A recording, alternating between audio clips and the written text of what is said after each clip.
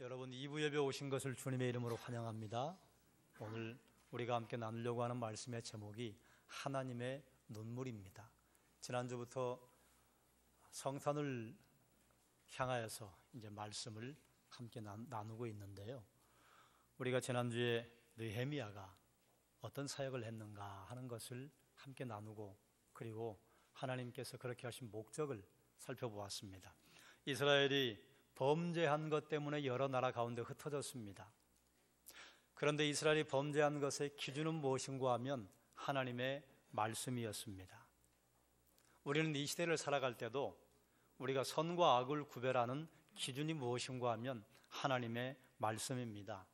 세상의 법과 하나님의 말씀이 충돌을 일으킬 때 우리는 어떤 법을 따라가야 하는가 하면 하나님의 법을 따라야 한다, 그 말이에요. 하나님께서 에스라를 보내서 영적인 개혁을 일으키시고 느헤미야를 보내서 성벽을 재건하셨던 목적이 무엇이었는가 하면 이스라엘 민족 공동체의 회복이었습니다. 그들을 결국 하나로 모으시기 위해서. 그때는 성전이 필요했고 성벽이 있어야 이스라엘 백성들이 회복되는 데 큰 역할을 했습니다. 그렇다면 이 시대는 하나님의 믿음의 공동체를 회복하기 위해서 무엇이 필요할 것인가? 이 시대에 우리가 믿음의 공동체 회복을 위해서는요, 예수 그리스도를 중심에 모시고 예수 그리스도를 따라가고 예수 그리스도와 함께 동행하는 것이 이 시대 믿음의 공동체를 회복하는 방법입니다. 믿음의 공동체를 회복하는데 시대별로 하나님께서 사용하시는 방법이 좀 달랐어요. 그러면 이제 오늘은 여기에 질문을 한 가지 해보는 것입니다. 하나님은 왜 이스라엘 공동체를 회복하려고 하셨을까요? 이스라엘 공동체를 회복하셔서 하나님이 목적하시는 바가 뭐였을까요? 여러분은 어떻게 생각하십니까?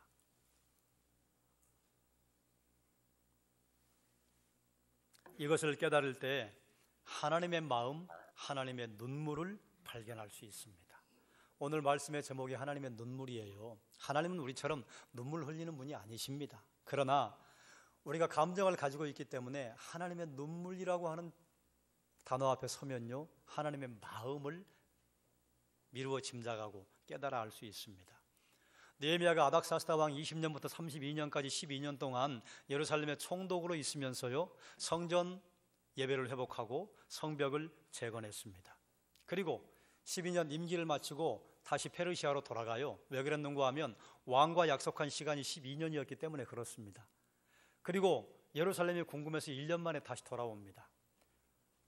정확히 1년이라고 기록한 건 없는데요, 대략 예루살렘에서 바사까지 가려면 한 몇 개월 걸리고요, 또 다시 돌아오려면 몇 개월 걸리고, 또 바사 왕궁에서 왕을 만나고 그동안 12년 동안 떨어져 있었던 자기 가족과 친지들을 만나느라고 또 몇 개월 보내지 않았겠습니까? 대략 1년 만에 돌아왔는데 느헤미야가 깜짝 놀랄 일이 벌어지고 말았습니다. 12년 동안 느헤미야가 정성을 다해서 불철주야 성전 예배를 회복하고 이스라엘 백성들이 하나님의 말씀을 따라 살아가도록, 안식일을 준수하도록, 그리고 성전의 예물을 정갈하게 드리도록 12년 동안 훈련하고 개혁을 했는데요, 1년 만에 그 모든 것이 다 무너지고 말았어요. 안식일을 준수하지 않고, 그리고 이스라엘 백성들이 10의 1조를 드리지 않으니까요, 10의 1조는요 레위인과 고아와 과부들을 위한 재정이었습니다. 그래서 그걸 드려야 레위인들을 공개하고 레위인들이 성전 봉사하는 것을 집중하도록 도와주는데, 10의 1조가 들어오지 않으니까 레위인들이요 호구지책 없어졌잖아요. 성전을 떠났어요. 그러다 보니까 예배가요 형식화되고 정성이 없고, 그리고 성전을 돌보는 사람들이 없어졌습니다. 그뿐만 아니라 당시에 제사장이 아비아십이었는데 아비아십과 도비야가 사돈지간이었어요. 도비야가 누굽니까? 느헤미야가 성벽을 재건하려고 할 때 성벽 재건하는 걸 무단히도 방해했던 사람 아닙니까? 도비야와 산발랏 둘이 쌍을 이루어가지고.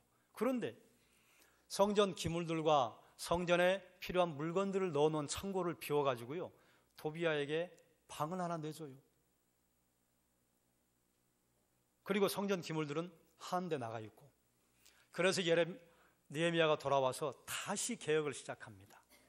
안식일을 준수하도록 하고 성전 창고를 하나 내가지고 방을 잡고 있었던 도비야를 내쫓습니다.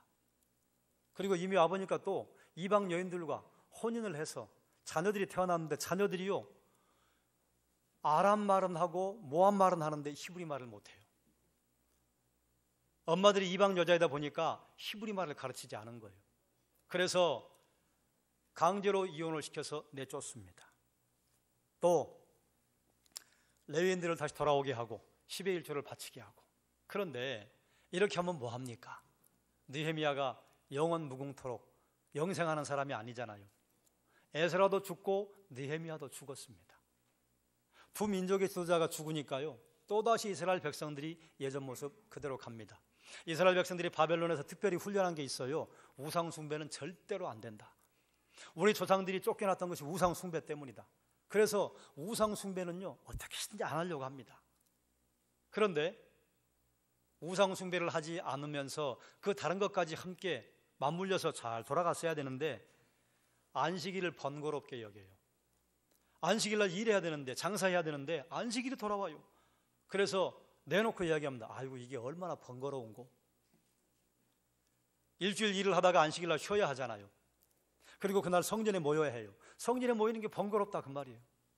그리고 하나님께서 우리가 뭐 제물을 드린다고 오셔서 그걸 뜯어 먹냐, 그러니 뭐 눈먼 것 좀 드리면 어떻고 병든 것 좀 드리면 어떻고 온전하지 않은 제물을 드리면 어떠냐.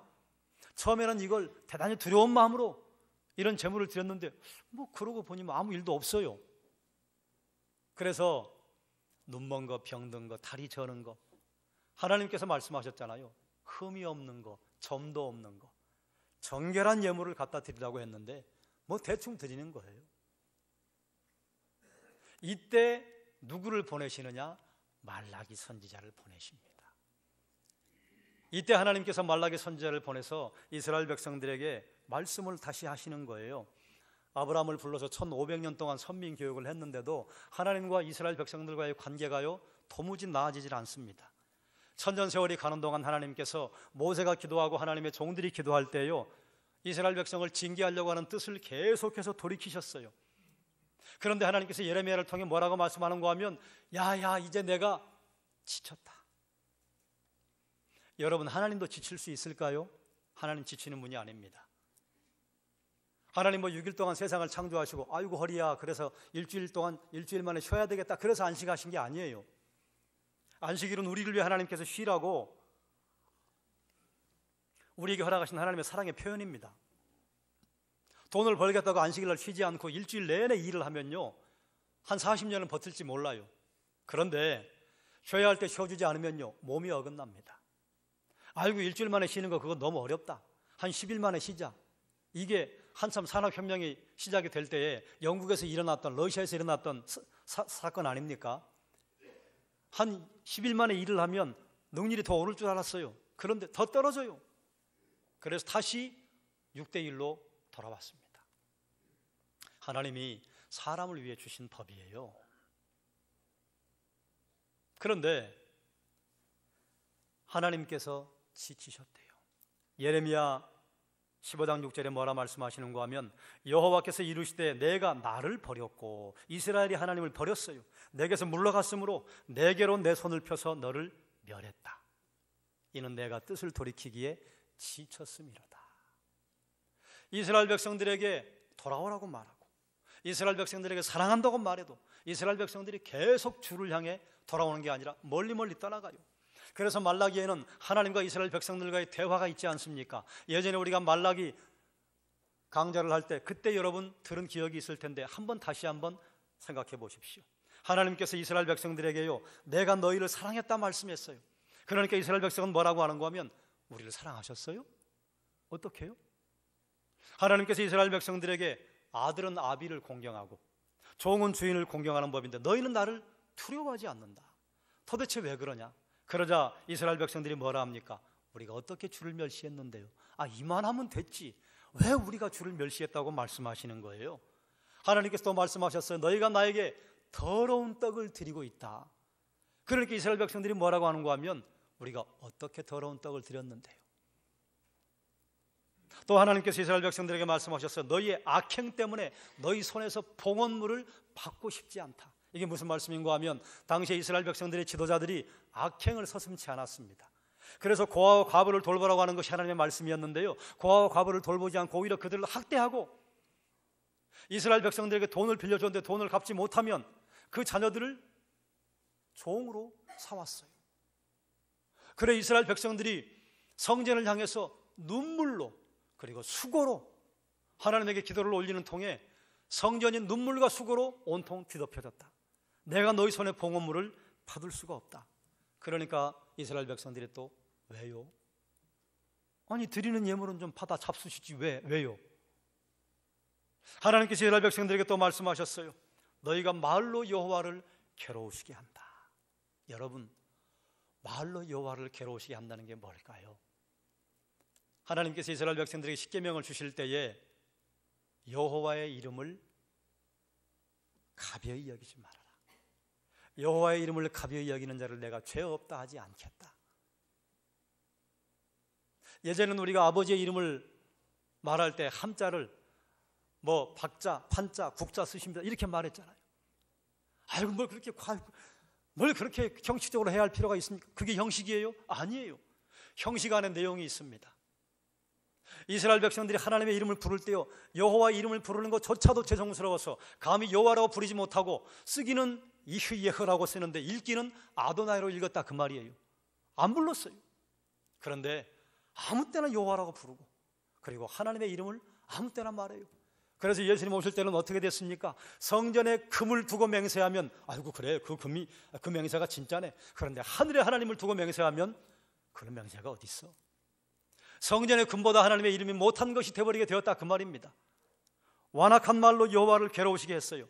그러자 이스라엘 백성들이 뭐라고 반문합니까? 우리가 어떻게 주를 괴롭게 했는데요? 뭘 그리 괴로우신데요? 하나님께서 이스라엘 백성들에게 말씀하셨어요. 내게로 돌아와라. 그래 이스라엘 백성들이 그러지요. 그런 게 아니라 어떻게 돌아가는데요? 우리 바벨론에서 돌아왔는데 뭘 또 돌아오라고 하시는데요? 하나님이 또 말씀하셔요. 너희가 내 것을 도둑질했다. 이스라엘 백성들이 뭘 도둑질했는데요? 하나님 뭐라 하세요? 너희가 나에게 바치겠다고 한 12의 1조와 헌물 그거 드리지 않은 게 도둑질한 거다. 하나님이 또 말씀하세요. 너희가 완악한 말로 나를 대적한다. 그러자 이스라엘 백성들이 뭐라 한 줄 아십니까? 우리가 무슨 말로 대적했는데요? 이 장면을 보면요, 하나님께서 이스라엘 백성들에게 한 가지 말씀하시는데 거기에 이스라엘 백성들이 이를 악물고 왜요? 무엇 때문에요? 어떻게 해요? 여러분 절 보십시오. 어떤 남편이 아내를 굉장히 사랑했습니다. 그런데 아내가 바람이 났어요. 이렇게 바람 났다고 하는 말을 우리 교회에서 성도들과 함께 이야기하니까 아이고 그러면 안 되지 그러지만 밖에 나가서 이야기하면요 그게 어째서요? 이렇게 말하는 시대가 되었습니다. 결혼을 한 남편과 아내를 둔 사람들도 결혼의 울타리를 넘나드는 것을 지금 보통 가볍게 여기는 게 아니잖아요. 그렇지 못한 사람은 오히려 바보라고 하는 게 교회 밖의 세상 아닙니까? 그러니 아내가 바람났어요 그러면 세상 사람들은 그게 뭐요? 그럴 거예요. 그런데 바람난 여자가 있다 그 말이에요. 남편이 벌어온 돈으로 다른 남자에게 선물을 사주는데 급급하고 그리고 앉으나 서나 남편 생각을 하는 게 아니라 앉으나 서나 다른 남자를 생각해요. 하다가 집을 나가버렸어요. 이쯤 되면 남편이 포기하고 손 털어야 되잖아요. 그런데 이 남편은요 가서 다시 데려와요. 이 바보죠. 또 집 나가요. 또 데려와요. 이게 어디의 이야기예요? 호세아의 이야기예요. 호세아가 집 나간 고멜을요 데려오고 그런데 이게 사실은 누구의 이야기입니까? 하나님께서 이스라엘 백성들을 바라보시는 하나님의 문드러진 가슴을 호세아를 통해 말하는 거예요. 이스라엘 백성들이요 살만하면요 바람 피우러 나가요. 어디로 바람 피우러 나가요? 바알에게 바람 피우러 나가고 아세라에게 바람 피우러 나가고 모압의 금오스를 바람 피우러 나가고 그런다 그 말이에요. 그래 죽을 때가 되면 하나님 나 살려주세요. 죽을 때가 되니까 그럼 하나님은 어떻게 하세요? 또 살려서 조금 살만하면 또 다시 두리번거려요. 바알을 두리번거리고 아세라를 이거를 몇 년 동안 해요? 이거를 1000년 동안 해요.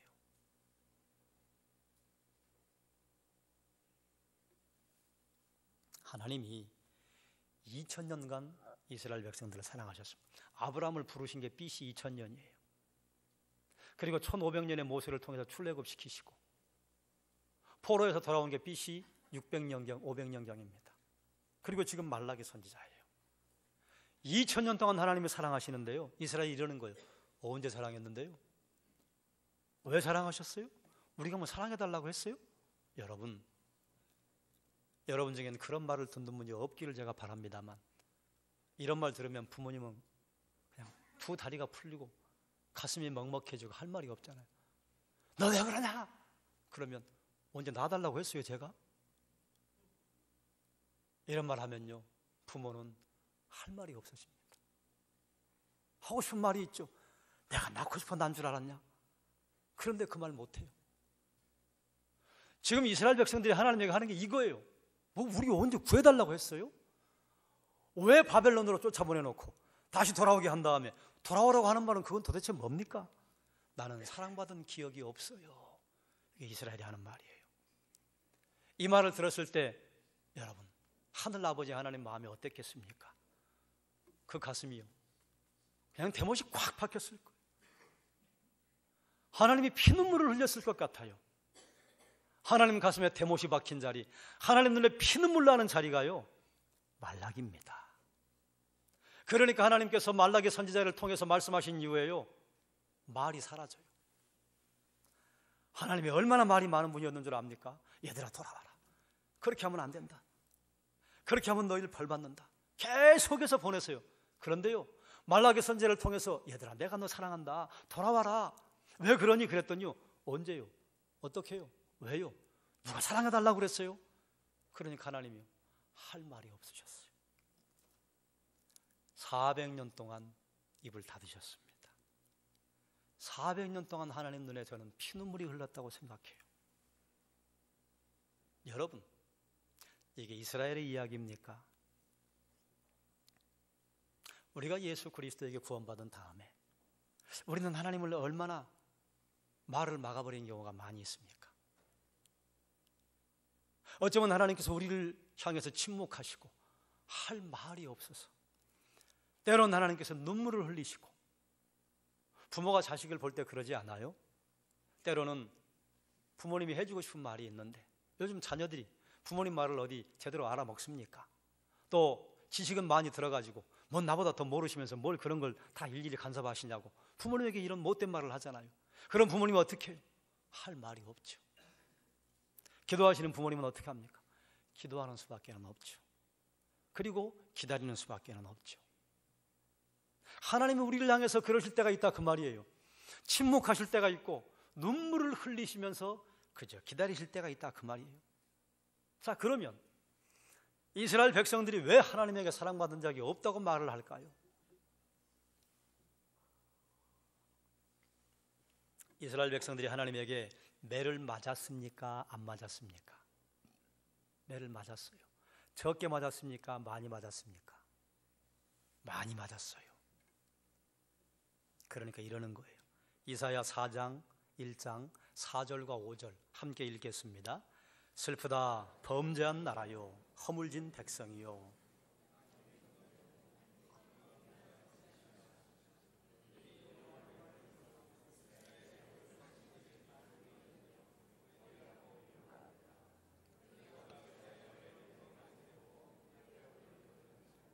온 머리는 병들었고 온 마음은 피곤하였으며 너희가 어찌하여 매를 더 맞으려고. 하나님 때리셨어요.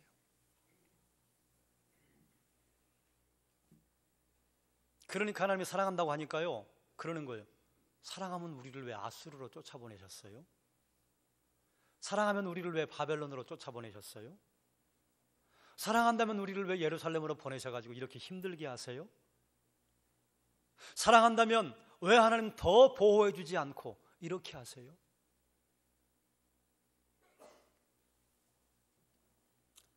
사랑한다면서 왜 때리시는데요? 이게 이스라엘 백성들이 하나님에게 반항한 것입니다. 그런데 여러분 또 한번 생각해 볼까요? 이것이 이스라엘 백성들의 소리이기만 합니까? 혹시 여러분이 그런 기도를 하신 적은 없습니까? 하나님, 계시다면 이럴 수 있습니까? 하나님, 저를 사랑하신다면 이럴 수 있습니까? 하나님, 저를 구원하신 하나님 백성 삼으셨다면 이럴 수 있습니까? 그런 기도 해보신 적이 있습니까? 따라하십시다. 듣고 보니 내 말이네. 더 크게 해보세요. 듣고 보니 내 말이네. 듣고 보니 내 말이에요.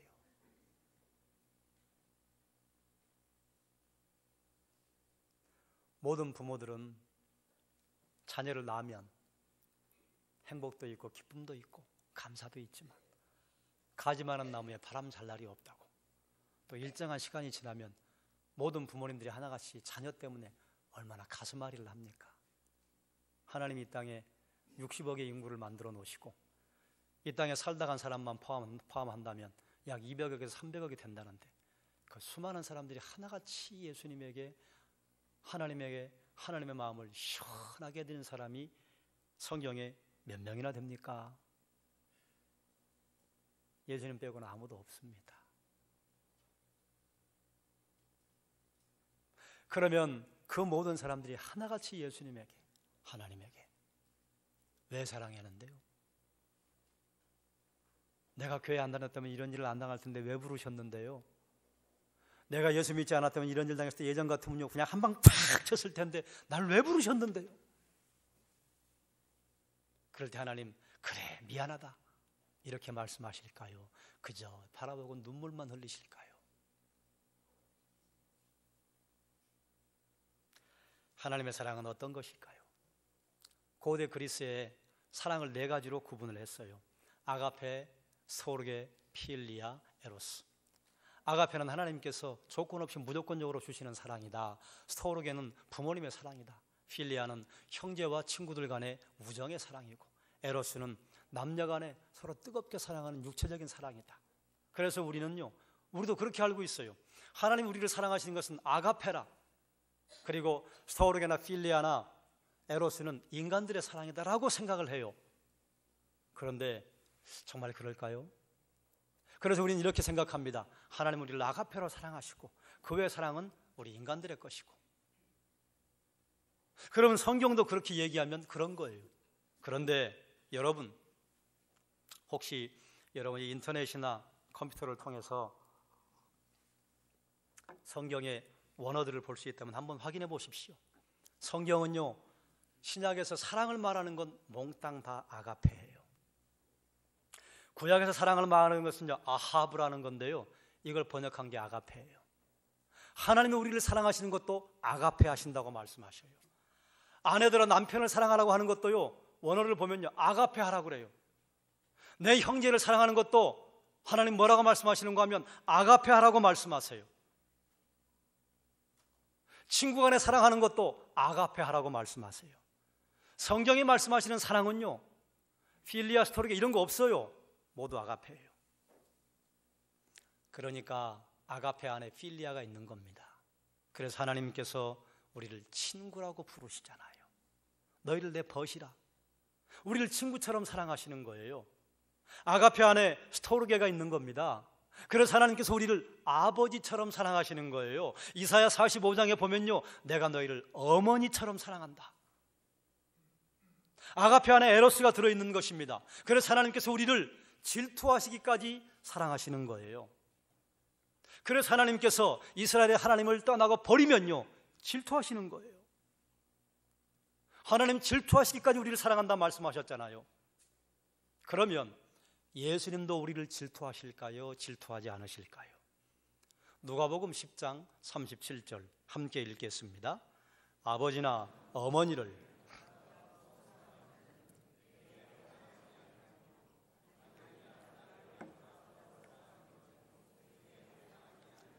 합당하지 않는다는 게 무슨 말인 줄 아세요? 질투한다는 겁니다.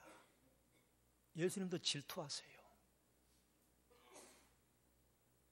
우리가 예수님을 향해서 서 있으면요 그저 행복해서 번글번글, 우리가 예수님에게 등을 돌리면요 예수님 막 질투하세요. 그러면 성령님은 질투하실까요? 질투하지 않으실까요? 야고보서 4장 5절 말씀 함께 읽겠습니다.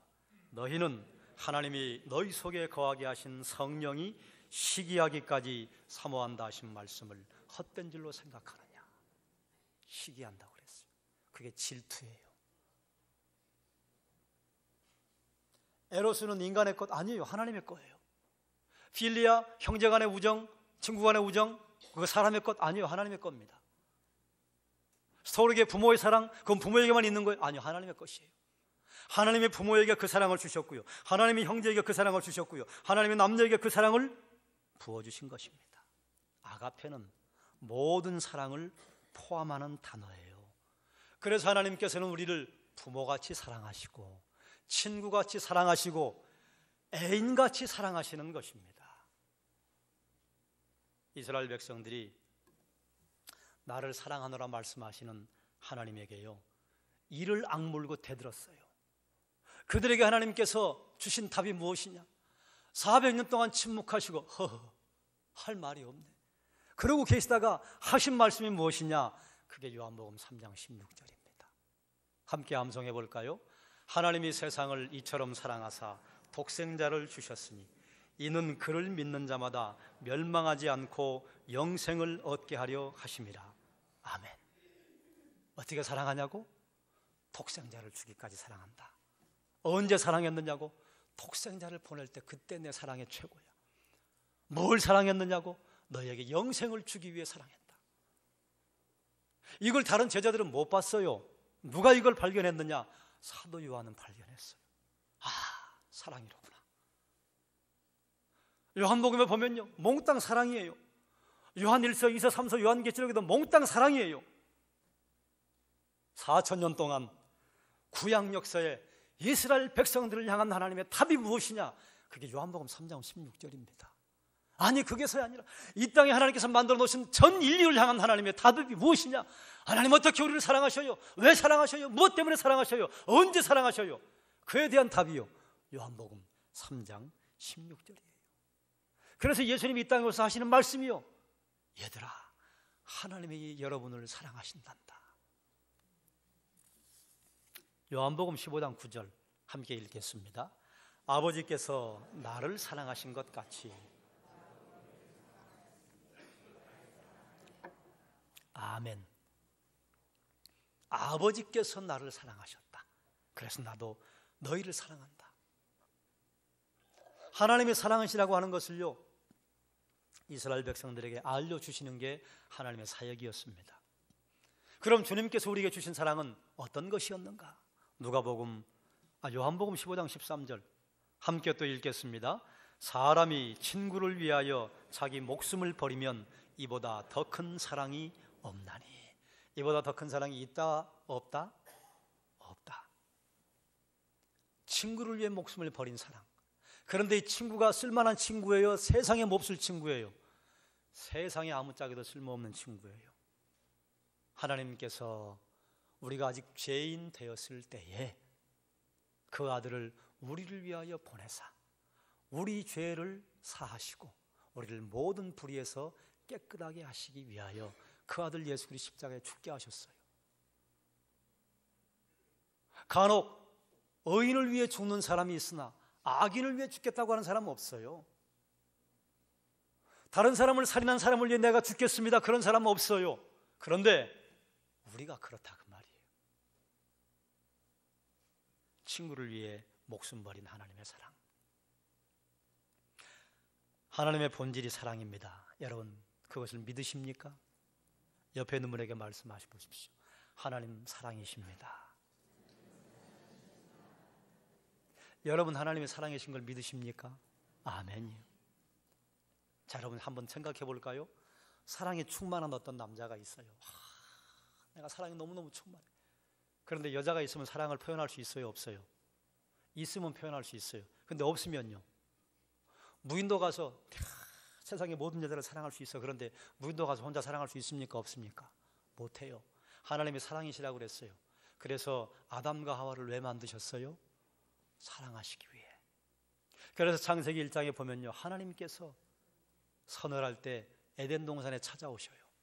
그런데 그걸 보면요, 매일 찾아오셔요. 그 시제가 그래요. 반복해서 계속해서 찾아오셔요. 사랑하기 위해 아담과 하와를 만들어 놓으시고 계속 사랑의 교제를 하신다 그 말이에요. 그런데 웬일인지, 무엇 때문인지, 왜 그런 생각을 했는지 하나님처럼 되려고 하나님을 밀어내기 시작하면서부터 지금까지 우리는 하나님을 밀어내고 있습니다. 하나님 우리를 찾아오신 게 무엇 때문일까요? 사랑하시기 위해. 하나님께서 능력을 보여주셨어요. 무엇 때문일까요? 사랑하시기 위해. 하나님께서 홍해를 가르시고 메뚜기를 보내시고 적군을 헤쳐주시는 게 그게 무엇 때문인지, 얘들아 내 팔뚝 이만큼 굵다, 이거 보여주시기 위한 것일까요? 아니에요. 하나님이 보여주신 그 기적은 하나님께 기적도 아니에요. 하나님 그걸 왜 보여주셨느냐? 이스라엘 백성들에게 사랑의 표현으로 보여주신 거예요. 여러분도 누군가에게 사랑의 선물을 할 때 다양한 선물을 하시잖아요. 어떤 분은 물건을 사서 선물을 하시는 분들이 있고, 어떤 분은 격려의 말을 해주시는 분이 있고, 어떤 분은 그분에게 봉사를 해주는 분이 있고, 어떤 분은 함께 옆에 시간을 보내주는 분이 있으시잖아요.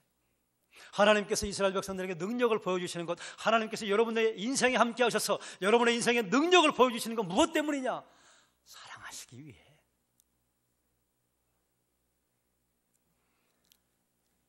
하나님께서 십자가를 지신 이유가 무엇 때문입니까? 사랑이십니다. 하나님께서 우리를 하나님의 나라로 인도하시는 것이 무엇 때문입니까? 우리에게 영생을 주기 위해서요? 영생을 준다면 무엇 하시자고요? 사랑하기 위해서요. 창조부터 구속부터 타락, 그리고 하나님께서 우리를 이끄시는 종말의 시대, 하나님 나라 가는 영원의 그 시대까지요, 사랑이 처음부터 마지막까지 관통합니다. 사랑하기 때문에, 사랑하시기 위해서. 하나님 오늘 여러분을 예배당으로 부르셨어요. 왜 부르셨을까요? 사랑하시기 위해, 여러분과 교제하시기 위해. 교제하는 방법이 우리는 뭐예요? 하나님의 말씀을 따라. 하나님 우리가 교제하시는 방법이 뭐예요? 하나님 약속하신 것 하나도 바꾸시지 않고 그대로 시행하시는 언약에 신실하신 하나님, 약속에 신실하신 하나님. 맨 처음 이런 질문을 드렸습니다. 왜 하나님은 믿음의 공동체를 회복하려고 하셨을까요? 하나님이 서로 사랑을 나누시기 위해. 하나님이 여러분을 부르신 이유가 여러분과 사랑을 나누시기 위해. 말씀이요, 기도요, 우리가 하나님의 말씀을 따라가는 거요, 그게 하나님 사랑하는 방법이에요. 그래 주님 뭐라고 하셨어요? 나를 사랑하는 자는 내 계명을 지킨다 안 지킨다? 지킨다. 그렇기 때문에 주님께서, 하나님께서 동일하게 이 말씀을 하셔요. 계명 중에 어떤 계명이 가장 큽니까? 레위기 19장, 마태복음, 마가복음, 누가복음 사실 말씀 무엇이에요? 마음을 다하고 목숨을 다하고 뜻을 다하여 주 너의 하나님을 사랑하라. 그리고 그 다음은 그와 같으니 내 이웃을 내 몸과 같이 사랑하라. 그러니까 우리가 하나님을 제대로 알았다면요, 하나님을 사랑하고 이웃을 사랑할 수밖에는 없다 그 말이에요. 여러분 한번 생각해 보세요. 여러분이 어떤 친구와 약속을 했습니다. 그런데 펑크냈어요. 다시 약속했어요. 또 약속을 어겼어요. 세 번째, 또 네 번째, 그리고 한 달 동안 약속을 10번이나 어겼네요. 그럼 그 친구와 약속을 해야 됩니까? 안 해야 됩니까? 하면 안 됩니다. 만약에 하나님이 사람과 같은 이런 생각을 가지고 계셨다고 하면요, 벌써 인류는 끝장났을 거예요. 그런데 성경학자들이 말하기를 인류의 역사를 6,000년 정도로 계산하는데요, 6,000년 동안 하나님께서요 약속하시고 누가 어겨요? 우리가 어겨요. 또다시 약속해요. 누가 어겨요? 우리가 어겨요. 또다시 약속해요. 누가 어겨요? 우리가 어겨요. 또다시 약속해요. 누가 어겨요? 우리가 어겨요. 또다시 약속해요. 누가 어겨요? 우리가 어겨요. 그럼 이거 지속하시면 돼요? 안 돼요? 안 돼요. 그런데 지속해 하셔요. 그래서 사랑의 하나님이라고 하는 것입니다. 그런데 그렇게 기다리신 하나님이 매일 싱글벙글 호인처럼 그러고 계실까요? 하나님의 눈물이 있다면요, 눈물을 흘리며 기다리실 겁니다. 또 오겠네. 또 다시 기다리실 거예요. 또 눈물을 흘리며 기다리실 거예요. 또 오겠네. 또 다시 기다리셔요. 말씀을 정리하겠습니다. 왜 하나님께서는 에스라와 느헤미야를 통해서 성전을 건축하고 성벽을 재건하셨는가? 민족 공동체를 회복하기 위함이라고 말씀을 드렸어요. 그러면 왜 이스라엘 민족 공동체를 회복하려고 하시는가? 목적이 무엇인가? 사랑하시기 위해서. 하나님은 수천 년 시간을 외사랑으로 홀로 이스라엘을 사랑하셨습니다. 그런데 이스라엘이요, 이제 이를 악물고 하나님께 대들어요. 언제 사랑했습니까? 우리가 사랑해달라고 했습니까? 우리가 놔달라고 했습니까? 우리를 왜 만들어 놓고 이 모양으로 만드십니까? 어떻게 사랑하십니까? 그럴 때 부모가 억장이 무너져서 할 말이 없는 것처럼 하나님이요, 억장이 무너지셨어요. 할 말이 없어요. 400년 동안 말씀하지 않으셨어요. 그럼 포기하셨는가? 아니요. 그 다음에 들고 오신 게 무엇이냐? 하나님이 세상을 이처럼 사랑하셨어. 독생자 예수 그리스도 주셨다. 이게 내가 너희를 사랑하는 방법이다. 포기하지 않으신 사랑 때문에 우리가 지금도 하나님 앞에 앉아있다, 그 말이에요. 하나님이 이 땅에 아들을 주기까지 침묵하시고 눈물을 흘리시고 사랑하셨는데 이게 우리를 향한 사랑이다, 그 말이에요. 그럼 하나님은 이스라엘에게만 침묵하시는가? 아니요, 나에게도. 여러분 생각해 보셔요. 여러분 예수 그리스도 믿은 다음에 얼마나 많이 하나님의 억장을 무너지게 만들었습니까? 얼마나 많이 하나님의 눈에 피눈물 나게 만들었습니까? 하나님 우리처럼 눈물 흘리는 분이 아니에요. 우리처럼 억장이 무너지는 분 아니에요. 그런데 말씀하시잖아요. 예레미야 선지자를 통해서 얘들아, 내가 이제 지쳤다.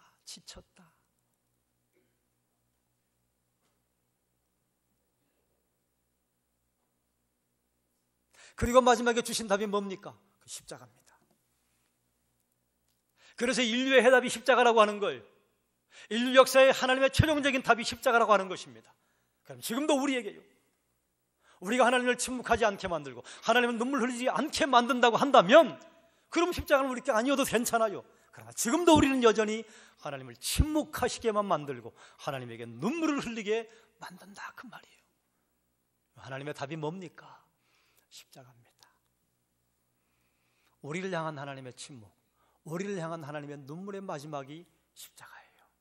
그러므로 우리는 십자가 앞에 서야 하는 것입니다. 그리고 하나님 앞에 날 사랑하신 하나님, 날 구원하신 하나님, 제가 하나님 사랑합니다. 그리고 하나님 사랑하는 것, 말씀을 지키는 것으로 드러내겠습니다. 하나님을 사랑하고 이웃을 사랑하겠습니다. 여러분, 하나님이 흘리신 눈물을 담을 수 있다면 그 어느 바다가 그것보다 적겠습니까? 하나님 만약에 우리처럼 눈물을 흘리신다면 6,000년 세월 흘리신 눈물이요, 얼마나 철철 흘러 넘치겠습니까? 그런데 눈물 흘리시고 에라 모르겠다, 이제는 그냥 설거지 해버리자, 그러지 않으시고 지금도 기다리고 침묵하시고